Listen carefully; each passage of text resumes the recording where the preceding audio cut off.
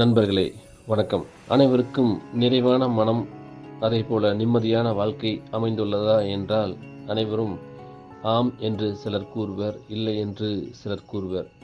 ஆனால் உண்மையாக யோசித்து பார்த்தோமானால் எத்தனை பேர் நிறைவான மனத்தோடும் நிம்மதியான வாழ்க்கையோடும் இருக்கிறார்கள் என்றால் அதில் வெகு சிலரே அதற்கான பதிலை ஆம் என்று கூறுவார்கள்.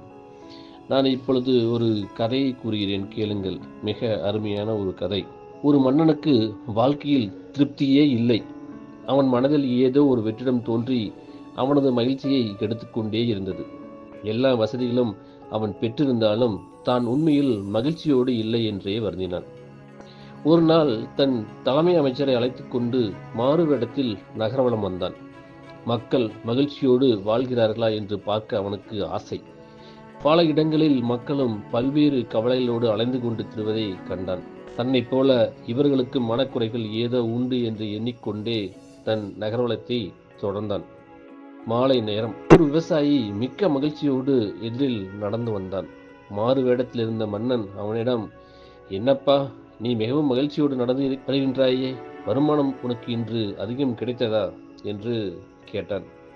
அதற்கு அந்த விவசாயி, ஐயா, இன்றும் வழக்கம் போல என் உழைப்புக்கு கிடைக்கும் நாளனா தான் ஐயா கிடைத்தது. எப்போதும் போல நான் இன்று மகிழ்ச்சியுடன் என் வீட்டுக்கு செல்கின்றேன் என அந்த விவசாயி பதில் கூறினான். உடனே மன்னன் அவனிடம், ஆமா, வெறும் இந்த நாளனாவை வைத்து நீ மகிழ்ச்சியோடு தான் வாழ்கின்றாயா? நீ சொல்வதை கேட்கவே ஆச்சரியமாக இருக்கிறதே என்று திரும்ப கேட்டான். அதற்கு அந்த விவசாயி, ஐயா, நீங்கள் யாரென்று எனக்கு தெரியாது. ஆனாலும் நான் உண்மையைத்தான் சொல்கின்றேன். இந்த நாளனா தான் என் தினக்கூலி. இதை வைத்துத்தான் நானும் என் குடும்பத்தில் 8 பேரும் சாப்பிடுகிறோம். இந்த சம்பளத்தில் தான் நான் எனது கடனையும் அடைக்கின்றேன், சேமிப்பும் செய்கின்றேன், மேலும் தர்மமும் செய்கின்றேன் என்று பதில் சொன்னான். உடனே மாறு வேடத்தில் இருந்த மன்னனுக்கு ஆச்சரியம் போய் இப்பொழுது அதிர்ச்சியாகிவிட்டது. காரணம், இவன் நாளனாவில் சாப்பிட்டு விட்டு கடன் அடைத்து சேமித்து மேலும் தர்மம் செய்து வாழ்வதாக வேறு கூறுகின்றானே என்று வியந்து போனான் மன்னன். விவசாயியை நோக்கிய மன்னன், ஏனப்பா, நீ சொல்வது மிகவும் நம்ப முடியாததாக உள்ளதே என்று கேட்க அந்த விவசாயி, ஐயா, நீங்கள் வந்து என் வீட்டில் நடப்பதை கவனியுங்கள், அப்பொழுது உங்களுக்கு எல்லா உண்மையும் புரியும் என்று அழைத்தான். உடனே மன்னனும் அமைச்சரும் அவன் வீட்டை அடைந்தார்கள். விவசாயி வீட்டை அடைந்ததும் தன் மனைவியிடம் நாளனாவை கொடுத்தான். அவள் கடைக்கு சென்று அந்த பணத்தில் காய்கறிகளும் அரிசியும் வாங்கி வந்தாள். சமைத்து அந்த விவசாயிக்கும் அவ்வீட்டிலிருந்து 8 பேருக்கும் உணவிட்டாள். மன்னன் இதை பார்த்து கொண்டே விவசாயியிடம், ஆமா, நாளனாவில் கடன் அடைப்பதாக சொன்னாயே என்று கேட்டான். அந்த விவசாயி தன் தாய் தந்தையை காட்டினான். ஐயா, என் சிறிய வயது முதல் என்னை வளர்த்து ஆளாக்கிய என் பெற்றோர்களுக்கு நான் உணவு வழங்குவது நான் பட்ட கடனை அடைப்பதுதானே என்று விளக்கம் தந்தான்.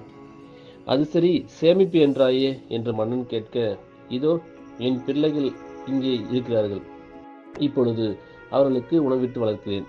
என் முதுமையின் இவர்கள் என்னை காப்பாற்றுவார்கள்.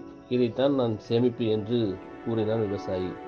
அடடா, அற்புதம் என்று வேந்த மன்னன், சரி, தர்மம் என்று சொன்னாயே, அது எப்படி என்று கேட்டான். ஐயா, இதோ என் தங்கையும் அவளது 2 குழந்தைகளும் எங்களோடு இருக்கின்றார்கள். என் தங்கையின் கணவர் சில ஆண்டுகளுக்கு முன்பு இறந்து விட்டார். எனவே விதவியான அவளையும் அவளது பிள்ளைகளையும் நான் கவனிப்பது அதுதானே தர்மம் என்று பதில் சொன்னான். மன்னன் அவனது கைகளை பிடித்து வாழ்த்திவிட்டு மனநிறைவோடு அரண்மனை திரும்பினான். ஆம் நண்பர்களே, மகிழ்ச்சி என்பது நாம் எவ்வளவு வசதிகளோடு உள்ளோம் என்பதில் இல்லை, மாறாக நம் எண்ணத்தில் நாம் கொண்டிருக்கக்கூடிய மனநிறைவு மூலம் மட்டுமே அது பெறப்படுகிறது என்பதை எளிய வாழ்க்கை வாழ்ந்த அந்த விவசாயி மூலம் பெற்றுக்கொண்டோம். எனவே நாமும் அந்த விவசாயியை போன்று ஒரு எளிய மனநிறைவான வாழ்க்கையை வாழ்வோம். வாழ்க வளமுடன். நன்றி.